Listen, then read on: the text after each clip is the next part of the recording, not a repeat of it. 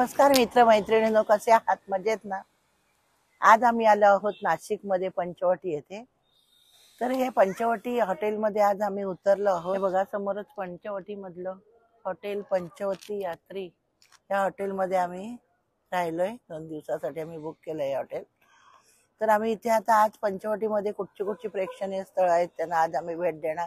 वेळोवेळी तुम्हाला दाखवेन मी कुठे कुठे आणि कसं कसं जाणार ते आता दाखवणार। आता संध्याकाळी आम्ही बाहेर पडलो, चला तर जाऊया आता।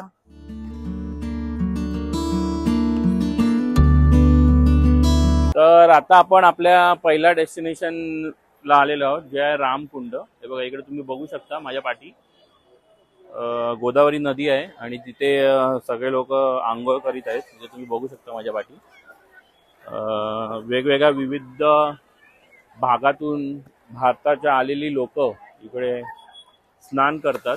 म्हणजे जे तुमचं जी यात्रा असते ती इकडून चालू होते, त्यासाठी तुम्हाला पहिला रामकुंडामध्ये आंघोळ करावी लागते। तर आम्ही हातपाय वगैरे धुवून घेतलेली आहेत मी, आणि इथून मी माझ्या पुढच्या यात्रेला सुरुवात करणार आहे।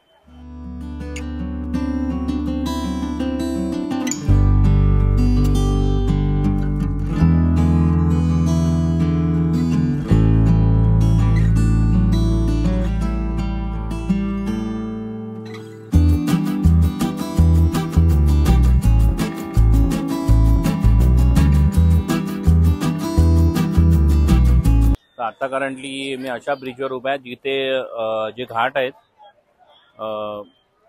तर जे राम घाटवर होतो मी उभा, तिथे गोदावरी नदी आणि 2 नद्यांचे संगम होतं।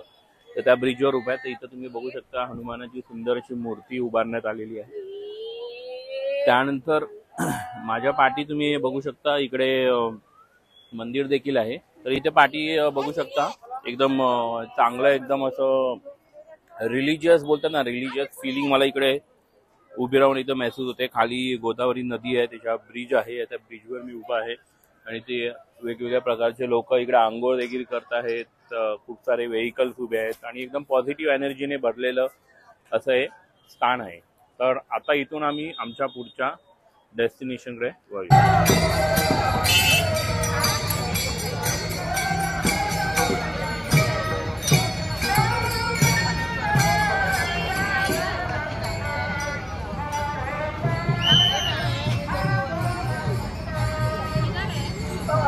माझ्या पाठी तुम्ही बघू शकता कपालेश्वर मंदिर आहे, त्याच्या दर्शनाला मी आता इथे आलेलो आहोत।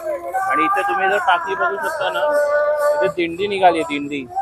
खूप सारे भाविक आपल्या आवाजामध्ये भजन करतायत खूप छान प्रकारे। इकडे तुम्ही बघू शकता किती भाविक इथे, आणि इकडचं जे एन्व्हायरमेंट आहे ते किती छान, एकदम रिअलिस्टिक इकडे फील होत आहे ह्या ठिकाणी उभं राहून।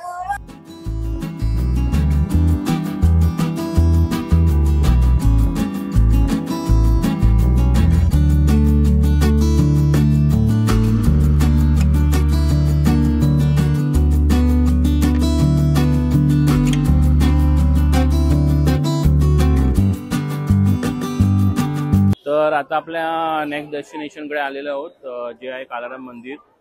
हे मेन एंट्री गेट आहे, इथे आपण जाऊन दर्शन घेणार आहोत। आणि कालाराम मंदिराच्या समोरच तुम्ही जर बघितलात तर सीता गुफा देखील तुम्हाला दर्शन मिळून जाईल। आता लाईन खूप आहे, आज गर्दी पण आहे आणि खूप सारे लोक दर्शनाला आले, कारण आज सॅटर्डे आहे। तर आपण आतमध्ये जाऊया आणि दर्शन घेऊ। तर इकडे माझ्या पाठी तुम्ही बघू शकता आता आपण आलेलो कालाराम मंदिर इथे। तर इथे रामाच्या मूर्तीचं हे वैशिष्ट्य आहे की ती मूर्ती जी आहे ती ब्लॅक कलरमध्ये आहे, त्यामुळे हा मंदिराचं नाव कालाराम मंदिर असं पडलेलं आहे। पण इकडचा परिसर तुम्ही बघितलात ना, मंदिर पूर्ण दगडामध्ये रचलेलं आहे आणि खूप छान काळ्या दगडामध्ये रचलेलं आहे। आणि इकडे तुम्ही माझ्या पाठी बघू शकता खूप सारे भाविक फोटोज वगैरे क्लिक करत आहेत। आणि हे जे ठिकाण आहे त्याचा पूर्णपणे आनंद घेत आहे। तुम्ही पण या, नक्की या पंचवटीमध्ये आणि कालाराम मंदिराचं दर्शन घ्या।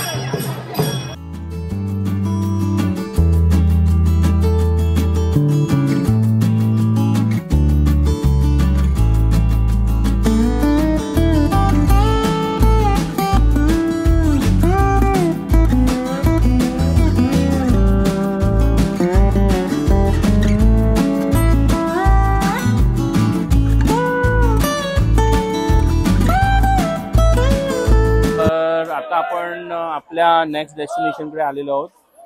सीता गुफा आहे बघा, तुम्ही बघू शकता. तर इथे आपण आता दर्शन घेणार आहोत. आणि त्याच्या जर तुम्ही इकडे बघितलात ना, तर इकडे पंचवटीचे हे बघा 5 हे आहेत, ट्रीज आहेत, त्याच्या खाली सीता गुफा बनलेला आहे. आणि जर तुम्हाला काही एक्झिबिशन आणि जर बघायचं असेल सीताबद्दलचं, तर तुम्हाला फक्त 1 रुपयामध्ये त्या एक्झिबिशन इकडे बघू शकता तुम्ही. हे बघा, इकडे फक्त 1 रुपयामध्ये तुम्हाला सीताचं एक्झिबिशन तुम्ही बघू शकता.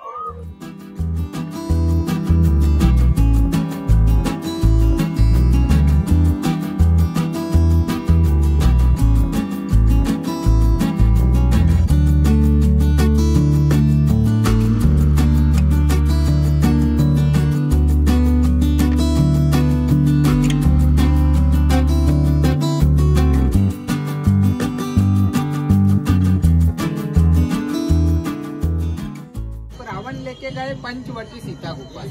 सीता माता का असल रूप 3 भगवान के सामने अग्नि में गुप्त रखा था. ये अग्नि कुंड है, बीच में वाला मुक्ति कुंड है सीता माता स्नान करने की जगह. कपिल ऋषि तप करके लाए कपिला नदी, त्र्यंबकेश्वर से आते गोदावरी. 2 नदी का पीछे संगम होता है. जल लेना, तीर्थ लेना, अगर अपनी इच्छा से पानी में भर जाता है. अभी 2027 में कुंभ है ना, 27 में. तर आता आपण आलेलो आहोत आपल्या लास्टच्या डेस्टिनेशनकडे, जे काय तपोवन आहे. आणि इकडे लक्ष्मणाने रावणच्या बहिणीचं नाक कापलेलं, तेच हे पवित्र स्थान आहे. तर इकडे मला वाटतं गुरुजी बसतात, त्यांनी आम्हाला त्याच्याबद्दल थोडीफार माहिती दिली. आणि इकडे 2 नद्यांचं संगम देखील होतं, तर त्याचा देखील पुरावा इकडे आहे. तुम्ही नक्की इकडे करा, व्हिजिट करा. आणि आता खूप अशी रात्र झालेली आहे. दिवसा जर आलात इकडे तर तुम्हाला थोडंसं जे पाणी असतं ते ग्रीन किंवा वाहतं पाणी बघता येईल. आता आम्हाला थोडं लेट झालं.